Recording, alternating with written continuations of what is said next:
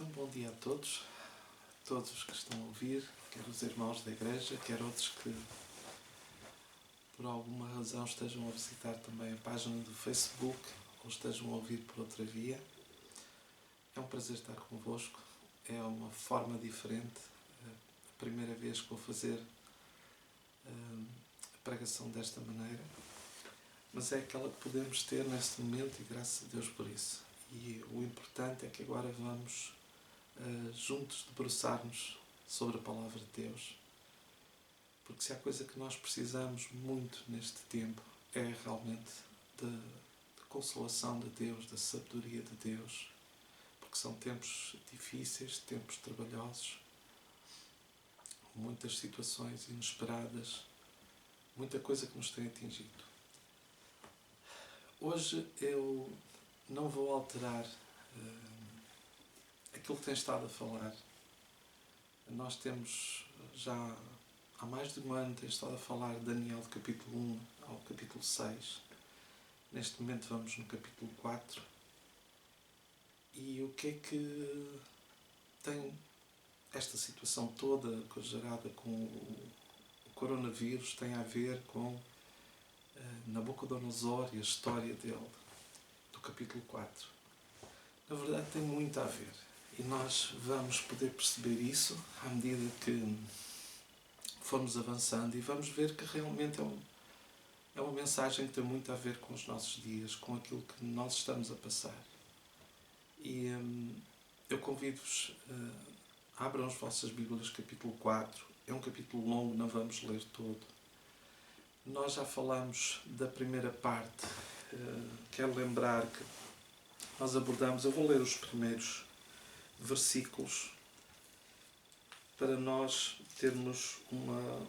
fazermos uma contextualização daquilo que estivemos a falar. Daniel capítulo 4, desde o versículo 1 diz assim: Nabucodonosor, rei, a todos os povos, nações e línguas que moram em toda a terra, paz vos seja multiplicada. Pareceu-me bem fazer conhecidos os sinais e maravilhas que Deus o Altíssimo tem feito para comigo.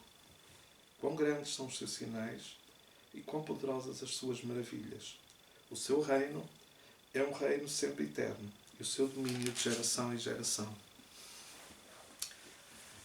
Então eu quero lembrar que Nabucodonosor é o rei de um império babilónico, um império enorme que conquistou várias nações, entre elas ele conquistou a parte sul de Israel, que após vários cercos e várias situações em que Deus, através de seus profetas, chamou o povo ao arrependimento, o povo de Deus não quis saber, ignorou completamente.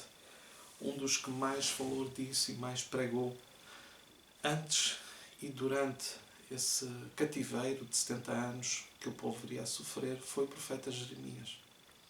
E o povo não quis saber. Houve um período muito antes do cativeiro em que Deus falou insistentemente, diz, todos os dias, madrugando, enviei os profetas. E eles não quiseram ouvir. E mesmo durante o cerco, houve uma primeira deportação de pessoas, onde foi também Daniel, muito jovens, teus 3 amigos. E até o cerco e destruição final de Jerusalém foram mais ou menos 19 anos em que Deus mostrou a sua paciência e o seu amor para com o povo, sempre chamando ao arrependimento. Mas o povo não quis saber. Ignorou completamente a voz de Deus. E isso é algo que tem um preço. Quando Deus Ele fala connosco. E a palavra de Deus é clara. Deixem-me ler neste contexto o que diz em Ezequiel, no capítulo 18. Ezequiel, capítulo 18, diz algo muito importante neste contexto que nós vamos falar hoje, que envolve também situações de juízo, situações de disciplina de Deus, para que nós entendamos um princípio muito claro. Está aqui a partir do versículo, Ezequiel 18, versículo 20, diz assim: A alma que pecar, essa morrerá. O filho não levará iniquidade do pai, nem o pai levará iniquidade do filho. A justiça do justo ficará sobre ele e a impiedade do ímpio cairá sobre ele. Mas se o ímpio se converter de todos os pecados que cometeu e guardar todos os meus estatutos e proceder com retidão e justiça, certamente viverá, não morrerá. De todas as transgressões que cometeu não haverá lembrança contra ele. Pela justiça que praticou, viverá. E agora tenham atenção a este versículo. Diz: desejaria eu de qualquer maneira a morte do ímpio, diz o Senhor Deus. Não desejo antes que se converta dos seus caminhos e viva. E essa é a verdade central que nós temos que ter sempre, sempre em mente e não nos podemos esquecer. Deus não deseja a morte do ímpio. A Bíblia diz que Ele deseja antes que todos se salvem e venham ao conhecimento da verdade. E é isso que nós temos que ter em mente. Então este homem, Nabucodonosor, foi o homem que, diz a palavra de Deus, foi mesmo levantado por Deus. E inclusive o profeta Jeremias, antes de Nabucodonosor ter invadido e destruído definitivamente a cidade de Jerusalém, Jeremias falou dele como um servo de Deus, que estava alguém que Deus permitiu que fizesse, que trouxesse o juízo sobre a nação. E o que é certo, Nabucodonosor viu muita coisa. Ele, inclusive, quando chegou a essa altura da invasão e destruição de Jerusalém, porque ele teve a informação daquilo que Jeremias profetizou, ele mandou que Jeremias fosse poupado e que fosse bem tratado por causa disso. Entretanto, passaram-se vários episódios que nós já estudamos, desde o sonho que Nabucodonosor teve com a estátua, passando pelo teste da fornalha de fogo ardente, onde os 3 amigos de Daniel foram salvos daquela fornalha porque preferiram obedecer a Deus do que aos homens. E aquilo que nós percebemos é que Nabucodonosor, e falamos disso a última vez, isto só para contextualizar, ele teve toda uma série de oportunidades em que ele viu Deus operar milagres. Ele, inclusive, várias vezes reconheceu que, de facto, o Deus que Daniel e os amigos serviam era um Deus diferente. Reconheceu que ele era um Deus superior, mas ele mantinha a sua crença nos vários deuses. Ou seja, ele não tinha experiência com Deus. E quando nós chegamos aqui ao capítulo 4, vemos algo completamente diferente. E estes primeiros 4 versículos falam justamente da mudança que ocorreu e do que essa mudança provocou na vida de Nabucodonosor. Mas esta primeira parte é a parte que é o próprio Nabucodonosor, na primeira pessoa, que está a falar. E está a falar da sua experiência com Deus. E isso é algo que é muito importante para aquilo que nós queremos falar hoje. Porque realmente, desta vez, nós vemos o Nabucodonosor completamente diferente. Nos versículos seguintes, é isso que nós vamos falar hoje. Vamos contar a experiência que ele passou. E a experiência que ele passou não foi algo fácil. Foi uma experiência altamente humilhante. E o espantoso disto, como eu disse a última vez, e para nós termos um termo de comparação, desculpem, isto era como se alguém das pessoas mais famosas que nos pudéssemos lembrar nas redes sociais, de repente viesse a público e colocasse um post dizendo que passou pela experiência mais humilhante, mas que realmente Deus era a coisa mais importante da vida dele e tinha feito uma transformação na sua vida. Não é algo que passe pela cabeça de uma celebridade. E não vemos isso acontecer. Mas Nabucodonosor teve uma experiência tão forte com Deus, algo que marcou de tal maneira a sua vida, que ele não teve vergonha de anunciar publicamente, pelos meios que na altura havia, pelo seu decreto e pelos seus arautos, e anunciar que tinha acontecido algo maravilhoso na vida dele. Porque aquilo que aconteceu era mais importante do que vergonha que pudesse vir a ter ou outra coisa qualquer.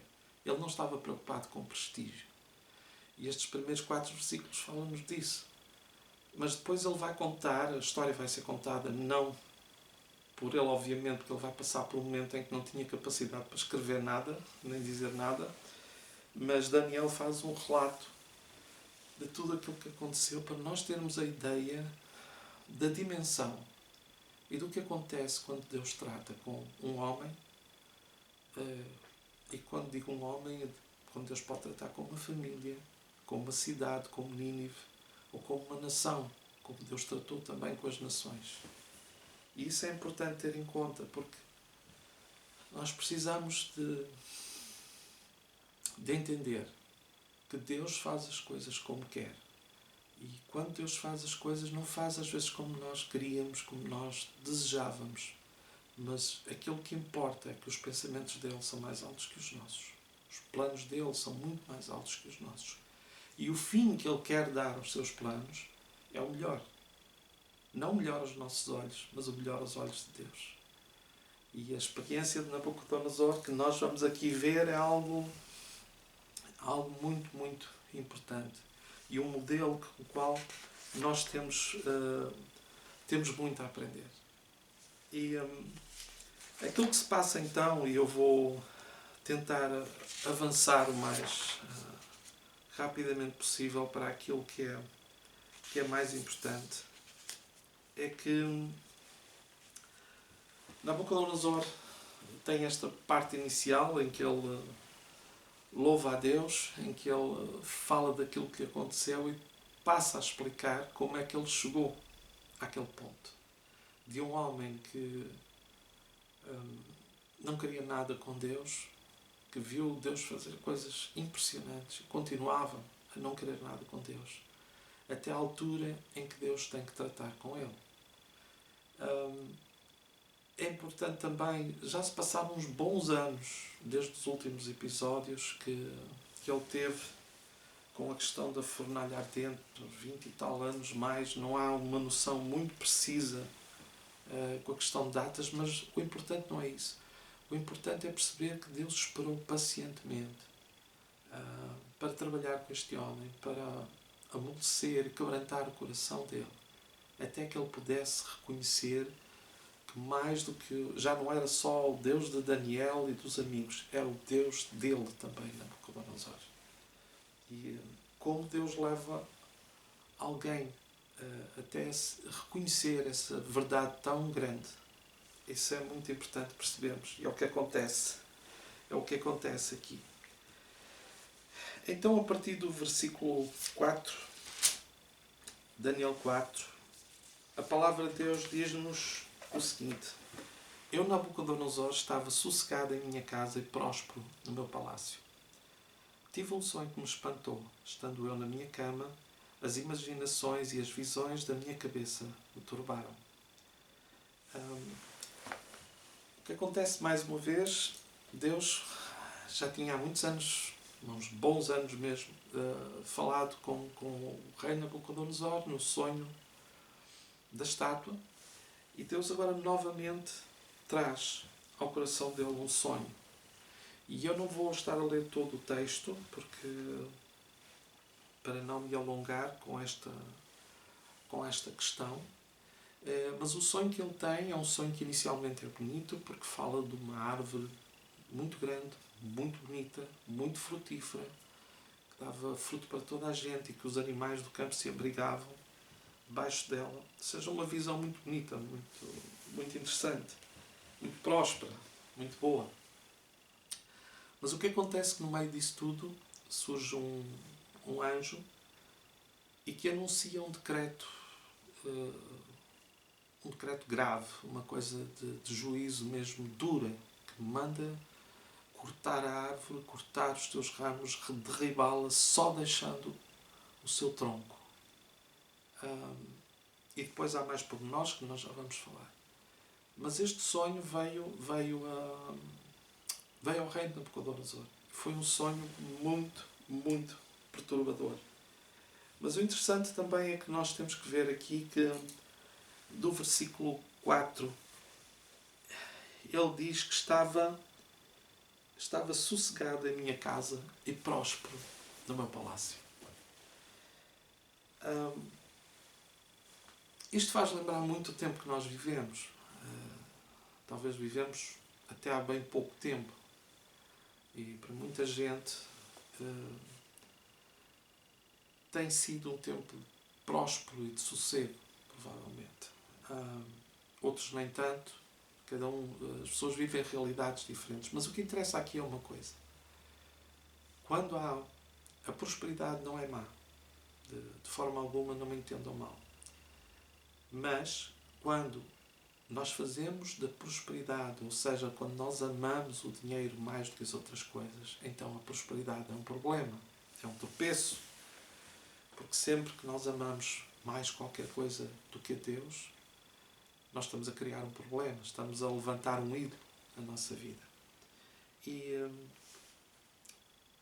se há coisa que, tal como Nabucodonosor foi apanhado de surpresa no meio de toda a sua prosperidade, porque ele estava no seu palácio e a visão que ele tinha era de uma cidade fantástica, de uma coisa que está, aliás, duas das grandes maravilhas do mundo antigo estavam na Babilónia. As muralhas e os jardins suspensos. Então o rei estava sossegado. Ele tinha feito muitas conquistas, enormes construções, e ele estava descansado na sua prosperidade. E eu quero lembrar que é assim, como disse há pouco, não há nada de errado com prosperidade. O problema é quando nós, neste sossego, neste conforto, nesta prosperidade, nos esquecemos de Deus. E esta é uma marca destes tempos. Jesus disse que, como nos dias de Noé, como nos dias de Sodoma e Gomorra, as pessoas estavam centradas em comprar, vender, casar-se, dar-se em casamento, comer, beber. E vocês podem perguntar, mas o que é que há de errado com isto? Nada. Não existe nada de errado em fazer estas coisas. Quando nós damos a prioridade a Deus e quando nós somos gratos a Deus por todas estas coisas e quando elas têm um propósito na nossa vida de trazer, não só de receber, mas também de dar, ou seja, sermos abençoados e tornarmos abençoadores para outros. Se for feito nesse propósito, não há nada de errado. Mas Jesus disse que nos últimos tempos a marca é que justamente as pessoas fariam estas coisas para si mesmas, para ficarem prósperas e sossegadas no seu conforto. E essa é uma marca clara deste tempo. Nós temos, e até há pouco tempo vínhamos conhecendo, e mesmo em Portugal, passamos por uma crise em 2008 e infelizmente vimos outra vez muita gente a entrar num consumismo quase desenfreado. Isto não é bom sinal. É sinal que começamos a ficar dominados por esta mentalidade de consumista, de conforto, absorvidos nisto. E essa não é a vontade de Deus. Deus tem muito mais para nós do que coisas. E assim este homem estava no seu palácio, no seu conforto. E à semelhança do que Jesus disse em Lucas capítulo 12, versículos 16 a 21, conta a parábola de um homem rico que, com toda a sua abundância que ele tinha, ele pensou, bem, eu vou construir mais celeiros, e disse a si próprio, come, bebe, descansa. E no versículo 20, ele estava também descansado na sua prosperidade, no seu sossego, diz o versículo 20, mas Deus lhe disse, louco, esta noite pedirão a tua alma o que tens preparado para quem será. Não adianta acumular tudo para nós. Deus tem um propósito. Quando nos abençoa e quando nos permite ter mais, tem um propósito, que é de sermos também abençoadores, trazermos bênção aos outros à nossa volta, trazermos bênção para o mundo em geral. Este homem, que só pensava para si, do seu conforto, da sua prosperidade, Jesus chamou de louco. E nós temos que pensar seriamente nisso. Muito do que tem vindo a acontecer é loucura.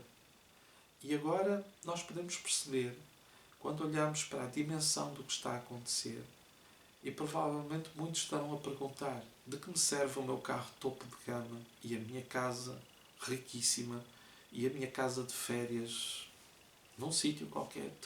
De que é que me serve tudo isso? Não está errado ter isso. Mas o ter confiado nessas coisas e viver para essas coisas, se calhar leva muitos de nós a perguntar: de que é que me adiantou gastar tanto, ou lutar tanto, ou ignorar tanto Deus para ter estas coisas, e agora elas não me servem de nada, elas não me livram de todo este mal que está aqui, não me garantem absolutamente nada. Essa é uma verdade que nós temos que nos confrontar. Então ele teve este sonho, e o que a Bíblia nos diz é que ele chamou mais uma vez aqueles sábios da Babilónia, mas também eles não conseguiram dar resposta. Porque, na verdade, eles não tinham resposta, nem através de tudo aquilo que eles tinham, toda aquela interpretação de sonhos a que eles recorriam, nem a astrologia, nada dessas coisas tinha resposta para aquilo que Nabucodonosor precisava. Ninguém conseguia dar a interpretação do sonho. Então o rei chama Daniel e ele descreve o sonho a Daniel, toda aquela visão que nós vamos avançar, que não é a parte mais importante. E vamos, a partir do capítulo, do versículo 16, há uma das coisas que, quando o rei está a descrever o sonho, diz assim, porque eu já falei do anjo que decretou a árvore seja cortada e tudo mais, e diz o versículo 16, e aqui há uma mudança clara. Eu vou ler também o 15, para que vejam que há uma mudança clara. Esta árvore não é uma mera árvore, ela representa o próprio Nabucodonosor, como Daniel vai confirmar na interpretação. Diz o versículo 15, mas deixai na terra o tronco com as suas raízes, atada com cadeias de ferro e de bronze na erva do campo, e seja molhado o orvalho do céu, e seja a sua porção com os animais na erva da terra. Seja mudado o seu coração, para que não seja mais coração de homem, e lhe seja dado um coração de animal, e passem sobre ele 7 tempos. Esta é a sentença, é por decreto dos dias, esta ordem para o mandato dos santos, a fim de que conheçam os viventes, que o Altíssimo tem domínio sobre o reino dos homens, e o dá a quem quer, até ao mais humilde dos homens constitui sobre ele. Não era fácil receber um sonho destes. Não era o sonho que algum de nós quisesse receber, mas era aquilo que Deus tinha para Nabucodonosor neste tempo. Porque Deus queria mostrar-lhe algo que está aqui e que foi dito, a fim de que conheçam os viventes que o Altíssimo tem domínio sobre o reino dos homens. Se há coisa que nós precisamos de aprender, é que Deus é soberano.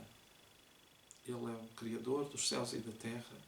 Ele é Senhor de todas as coisas. Ele é soberano sobre todas as coisas. E não tenhamos dúvidas nenhumas sobre isso. Em todo o tempo Ele é soberano. Sempre. Sempre Ele é soberano. E o rei Nabucodonosor já tinha visto muita coisa acontecer. Ele já tinha visto o milagre enorme que foi o livramento, onde o fogo da fornalha não queimou os amigos de Daniel. Eles saíram de lá ilesos, sem sequer cheirarem a queimado. Ele viu tudo aquilo e ele reconheceu realmente: o vosso Deus é grande e não há como o vosso Deus. Mas ele ainda não tinha percebido no seu coração que realmente Deus era soberano. Deus é soberano. Ele ainda não tinha percebido isso. E o anjo está-lhe a dizer que ele vai ter que perceber essa realidade. Não só ele, mas os viventes em geral. Mas agora Deus estava a lidar com o Nabucodonosor. E nós temos que ter isto sempre em mente. Deus não faz as coisas. Deus não tem prazer nenhum na morte do ímpio. Deus não tem prazer nenhum em permitir que alguma coisa aconteça na vida de alguém por capricho. Mas às vezes o homem está tão cego, tão surdo. Aliás, naquela altura o povo de Deus estava assim. O próprio povo de Deus. Deus dizia: todos os dias vos envia profetas de madrugada e vocês não quiseram ouvir. As pessoas simplesmente não queriam ouvir.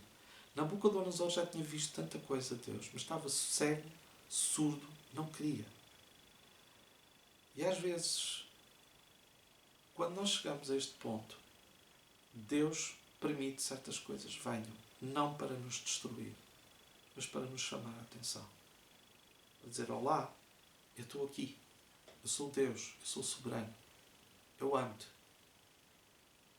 eu não tenho prazer na tua morte. E Nabucodonosor ia ter esta experiência tão difícil que se traduziu na prática em que ele passou a comportar-se como um autêntico animal, e durante um tempo que nós não sabemos quanto é, alguns dizem que são realmente 7 anos, não temos a certeza. O que sabemos é que era o tempo necessário para cumprir um propósito, até que conheças que o Senhor reina sobre todo o reino dos homens. Até que Nabucodonosor realmente caísse em si e reconhecesse que Deus é Deus e que é soberano. Ele iria passar por aquela experiência humilhante. E convém já dizer aqui que não é aquilo que ele passou não é uma coisa rara, mas inclusive existem nomes para doenças muito semelhantes a estas. Eu não vou entrar em pormenores, mas existem que a pessoa assume um comportamento como que de um animal. E foi o que aconteceu, porque diz que ele passou a comer a erva, andava junto com os bois, ficava molhado, os cabelos cresceram. Provavelmente Nabucodonosor, que foi um rei com uma grandiosidade, inteligentíssimo, foi um rei que ficou reduzido a nada, irreconhecível. Um autêntico animal. Sabem, às vezes nós podemos passar também por experiências humilhantes, não precisando fisicamente passar pelo que ele passou, mas a Bíblia diz que está escrito na palavra de Deus, agora não me recordo a passagem, mas está numa das epístolas de Pedro, que diz que como animais irracionais te corrompem. E também Romanos 1 fala de que por causa do homem rejeitar a Deus, por causa do homem negar conhecimento de Deus e não lhe querer dar glória, como Criador, como Senhor, o que aconteceu é que Deus entregou o homem a si mesmo e diz que tornaram-se insensatos, o seu entendimento ficou obscurecido. Ficamos quando nós não temos Deus e quando sistematicamente rejeitamos Deus, nós vamos ficando cada vez mais entenebrecidos e vamos ficando cada vez mais parecidos com animais irracionais, com o entendimento obscurecido. Esse não é o plano, nem a vontade de Deus. Mas Nabucodonosor teria que passar por isto até que ele reconhecesse quem é Deus, de verdade. Daniel, quando o que nós depois lemos na palavra de Deus, quando o rei conta o sonho, diz-nos a partir do versículo 18: este sonho eu, rei Nabucodonosor, vi. Tu, pois, Belsazar, diz a interpretação para todos os sábios, porque todos os sábios do reino não puderam fazer saber a sua interpretação, mas tu podes, pois há em ti o Espírito dos deuses santos. Então Daniel, cujo nome era Belsazar, esteve atônito por 1 hora, e os teus pensamentos o turbaram. Falou, pois, o rei, dizendo: Belsazar, não te espanta o sonho nem a sua interpretação. Respondeu Belsazar, dizendo: Senhor meu, seja o sonho contra os que te têm ódio, e a sua interpretação aos teus inimigos. Aquilo que nós vemos aqui que é também muito importante, e mais uma vez, porque nós não podemos esquecer que uma das razões que também temos estudado este livro de Daniel é ver o caráter de Daniel. E Daniel, nesta hora, podia fazer uma cara bonita para o rei e no seu interior pensar: bem feito, por tudo aquilo que tu fizeste à minha nação, por tudo aquilo que tu fizeste aos meus conterrâneos, por todo o mal que tu causaste, a destruição que tu trouxeste, bem feito que isto aconteça. Mas não é esse o seu espírito. Ele não tem um espírito vingativo. E apesar do rei ter feito o que fez, Daniel sabe que aquilo que aconteceu ao seu povo através de Nabucodonosor foi mandado por Deus, porque o povo não quis saber de Deus. E chegou a um ponto que há limites. A Bíblia diz que nós não devemos tentar o Senhor. E pessoas que sistematicamente ouvem de Deus, ouvem alguma coisa, são relembradas, são Deus faz coisas na vida da pessoa e a pessoa não quer saber, ignora. Há limites para isso. Há limites para isso. A Bíblia diz-nos uma coisa, nós não sabemos quantos anos Noé levou a construir a arca, mas é provável que uma coisa, algo daquele tamanho, 8 pessoas ali a colaborar, tenha levado muitos anos. E a palavra de Deus diz que Noé foi pregoeiro da justiça. Diz que enquanto a longanimidade de Deus aguardava nos dias, nos dias em que Noé estava a construir. E de certeza que foram muitos, muitos anos. Sabem quantas pessoas se arrependeram? 0, infelizmente. Não foi por falta de mensagem. Não, Deus trouxe o dilúvio, mas antes do dilúvio trouxe anos e anos em que um pregoeiro da justiça, Noé, através da construção de uma arca, estava a dar uma mensagem. Vem aí um dilúvio. Arrependam-se. Convertam-se. Mas as pessoas não quiseram saber. Há limites. Nós temos que perceber isso. Deus é um Deus de amor e por isso Ele avisa antes. Por isso Ele enviou profetas. Por isso Ele diz, nós podemos vê-lo através das coisas que estão criadas. Há tantas coisas que acontecem em que Deus traz aviso. Até se nós formos olhar ultimamente o que tem acontecido, nós temos tido mudanças climáticas drásticas, coisas, fenómenos incríveis. Temos tido pragas de gafanhotos em partes da África, no Irão, como nunca vistas há muito, muito tempo atrás. Coisas que estão a dar sinais claros de que as coisas estão a correr mal. E nós temos que acordar, e acordar, e as nações, temos que acordar para Deus, para temer a Deus. É por isso que o nosso clamor agora, neste tempo tão crítico, é um clamor de misericórdia sobre nós, sobre todos nós, das nações. Porque eu, e eu sei que tantos outros, não nos excluímos disto. Não são os outros que são. Todos são os pecadores. Todos somos pecadores. Todos pecaram. Temos que ter noção disso. Todos pecaram. E é tempo de que todos se juntem e clamem a Deus por misericórdia. Para que tudo isto possa passar e nós possamos aprender no meio de toda a aflição que passarmos. Porque, deixa-me já agora fazer aqui um parênteses. O que está a passar é uma tragédia, sem dúvida que é uma grande, grande tragédia. E os efeitos colaterais que isto vai ter, eu não sei, só Deus sabe. Ouço várias coisas, mas realmente só Deus sabe até onde é que isto vai parar.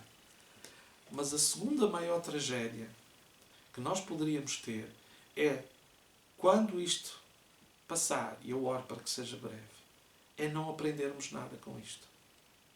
É sermos como o povo do deserto, que viu Deus fazer durante 40 anos milagres.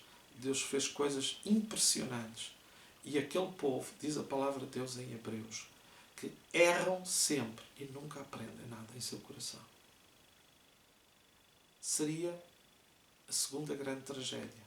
E maior ainda, se nós passarmos este tempo e não aprendermos nada, não nos chegarmos a Deus, e não conhecermos Deus melhor, e não nos humilharmos na sua presença, e não sabermos que Ele é Deus soberano, não importa as circunstâncias, pode estar o maior caos, Deus é sempre soberano. Não vamos deixar que essa segunda tragédia siga a nossa vida. Vamos aprender. Porque há tanta coisa do nosso coração que neste momento está a ser trazida cá para fora. Está a ser, como a palavra de Deus diz, que ela é viva, eficaz e capaz de discernir os pensamentos e intenções do coração. Então tanta coisa, tanta prioridade errada na nossa vida, tanta coisa que está mal, está a ter uma oportunidade de ser exposta pela palavra de Deus, exposta pelo Espírito Santo. Porque Ele é aquele que convence do pecado, da justiça e do juízo.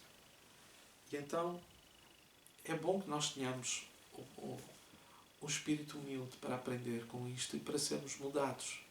Porque seria demasiado triste passar por aquilo que já se está a passar e que em alguns sítios como Itália, Espanha, está a ter um tom ainda mais tenebroso, mais trágico. Seria muito mal passar por tudo isto e não aprender nada.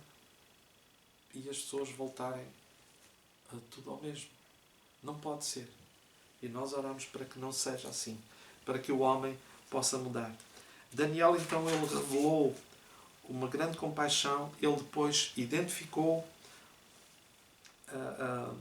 o rei com a árvore. Ele explicou claramente ao rei aquilo que era a visão e mostrou, deu-lhe a interpretação clara de que ele era aquela árvore, o que iria acontecer com ele, qual mais uma vez foi dito também qual era o propósito daquilo, e mais uma vez foi repetido, até que conheças que o Altíssimo tem domínio sobre o reino dos homens, e o Altíssimo dá o domínio a quem quer. Mais uma vez esta verdade é enfatizada para o rei Nabucodonosor, até que conheças. E não é conhecimento intelectual, é conhecimento de transformação, que vem da transformação do coração. E isso depois nós vemos que de facto aconteceu por aquilo que depois vemos nas declarações do rei. Avançando, o versículo 27 traz algo que é importantíssimo e mais uma vez a reforçar a ideia bíblica que eu tenho estado a insistir. Porque no versículo 27 diz assim: portanto, ó rei, aceita o meu conselho e põe fim aos teus pecados, praticando a justiça e às tuas iniquidades, usando misericórdia com os pobres, pois talvez se prolongue a tua tranquilidade. E vamos ver por aqui. Nabucodonosor, para além de todos os anos que teve para trás, em que viu aquilo que Deus fez, ele ainda tem mais um ano, porque Daniel fez este apelo e passou-se mais um ano até que viesse aquele juízo que ele ouviu na visão. E que não era o desejo final de Deus, porque Deus estava a dar uma oportunidade, trouxe aquela visão e depois, através de Daniel, trouxe a interpretação e disse: olha, rei, tu tens de te arrepender. Não continues a ser teimoso. Se tu te arrependeres, se tu mudares, vai haver algo. As coisas vão ser diferentes. Mas se tu persistires, este sonho vai se concretizar. Isto vai ser sério mesmo. Não é uma coisa para tu levares levianamente. Obviamente não está aqui, mas Daniel foi claro, muito claro com ele. Arrepende-te. É o único caminho que existe. Não há outro para o homem. Nós não podemos mudar a mensagem. Ela é a mesma desde há muito tempo. As pessoas querem conhecer Deus de verdade, como o Senhor, como o soberano. Só há um caminho: arrependimento. Não há outra forma de o fazer. E então diz que, o versículo 28, todas estas coisas vieram sobre o rei Nabucodonosor ao fim de 12 meses, quando passeava no palácio real da Babilónia. Falou o rei dizendo: não é esta a grande Babilónia que eu edifiquei para a casa real, com a força do meu poder e para a glória da minha magnificência? Todas as coisas vieram. Porque Deus é fiel em tudo. Deus é fiel na bênção, mas Deus também é fiel no juízo, quando o homem não se arrepende. Há uma altura em que vieram pessoas falar com Jesus por causa de desgraças que tinham caído. Uma delas era uma torre que tinha caído sobre vários homens. Creio que em Siloé. Agora não recordo. E as pessoas vieram falar daquilo com uma certa... com a arrogância típica que muitos tinham quando vinham falar com Jesus, não é? Os outros é que são pecadores, nós somos bons. E Jesus só disse uma coisa: que eles não eram de todo mais justos que aqueles que tinham parecido, e que se eles não se arrependessem, de igual modo, pereceriam. Então é assim, quando Deus decreta alguma coisa, como Ele fez, nós temos que levar a sério. Deus dá oportunidades em cima de oportunidades, em cima de oportunidades. Mas o Espírito Santo não contenderá com o homem para sempre. Nós temos que ter isso em mente. E foi o que aconteceu com Nabucodonosor. Em vez dele se humilhar perante as palavras de Daniel, ele endureceu ainda mais o seu coração. Então ele foi passear no seu palácio e começou a olhar para aquilo tudo, para o seu umbigo, para tudo aquilo que ele tinha feito, e começou a louvar-se a si mesmo. E a achar que tudo aquilo que estava ali foi alcançado pela força dele, foi foi algo que ele apenas, só por causa daquilo que ele fez, eu edifiquei para a casa real com a força do meu poder, para a glória da minha magnificência. Ou seja, era tudo eu. E quero explicar uma coisa. Isto não é novo. Inclusive na Babilónia. Há uma expressão que está aqui, eu vou ler. A grande maioria, há milhares, centenas de milhares ou mais, agora não me recordo, de tijolos que tinham o nome do rei Nabucodonosor, das construções da Babilónia. Mas num deles eles encontraram escritas: fortalezas da Babilónia fortaleci e estabeleci o nome do meu reinado para sempre. É mais uma frase, esta histórica, que mostra que Nabucodonosor estava infectado com um vírus bem pior que o Covid. O Covid traz muita desgraça, mas há um vírus bem pior do que esse chamado orgulho, que nos afeta a todos. Afeta o homem desde o Jardim do Éden. Mas neste caso de cidade de Babilónia, já não é a primeira vez. Porque em Gênesis, no capítulo 11, nós lemos, do capítulo 11, diz assim do versículo 2. E aconteceu que, partindo eles do Oriente, acharam um vale na terra de Sinar e habitaram ali. Disseram uns aos outros: eia, façamos tijolos e queimemo-los bem. E foi-lhes tijolo por pedra e betume por cal. E disseram: eia, edifiquemos para nós uma cidade e uma torre cujo cume toque nos céus, e façamos um nome para que não sejamos espalhados sobre a face da terra. É o mesmo vírus. O vírus do orgulho, da realização pessoal, da independência de Deus. E é isso que nós temos visto nas sociedades atuais. Quem é o culpado disto? Somos todos nós. As pessoas podem dizer: é a China, é este, é aquele. Somos todos nós. Porque por causa do orgulho nós nos temos afastado de Deus. E a grande preocupação do homem, quando ele se afasta de Deus: façamos para nós um grande nome. Em vez de glorificar o nome de Deus, o homem quer glorificar-se a si próprio. É isso que nós temos visto na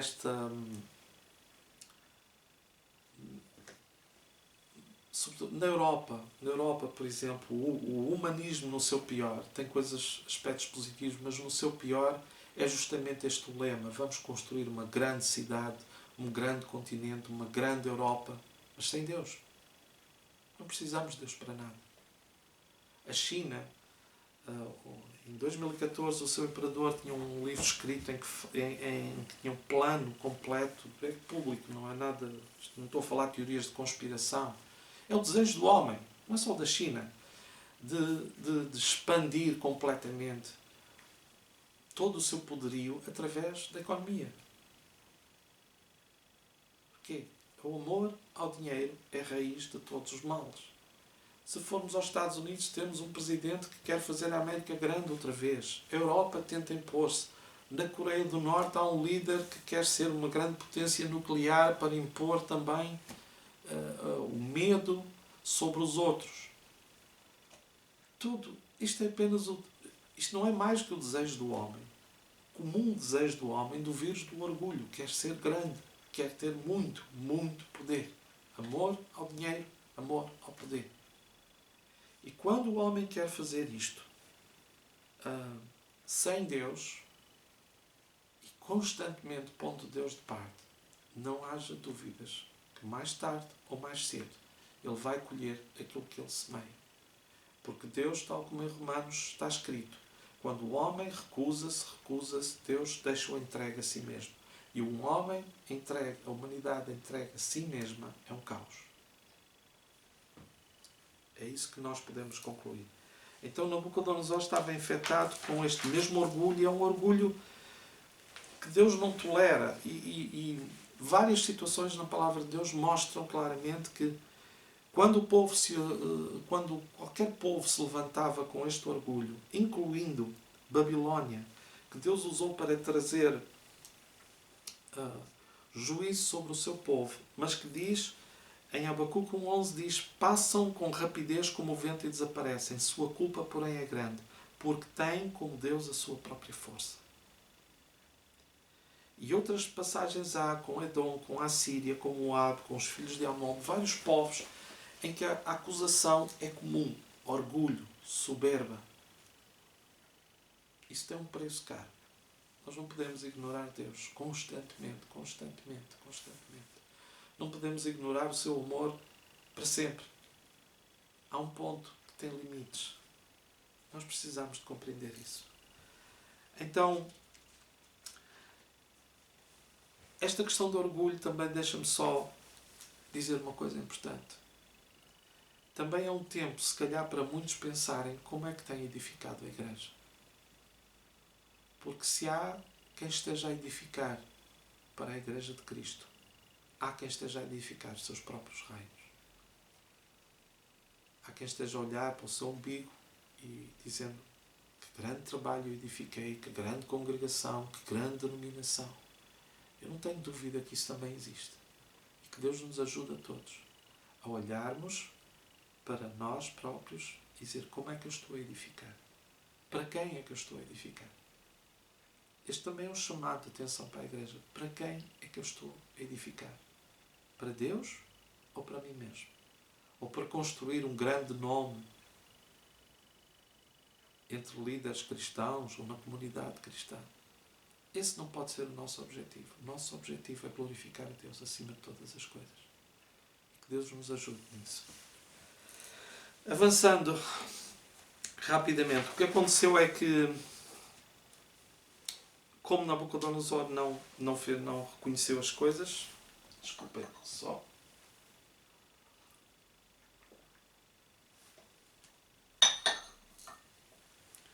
o que aconteceu é que o anjo decretou aquilo que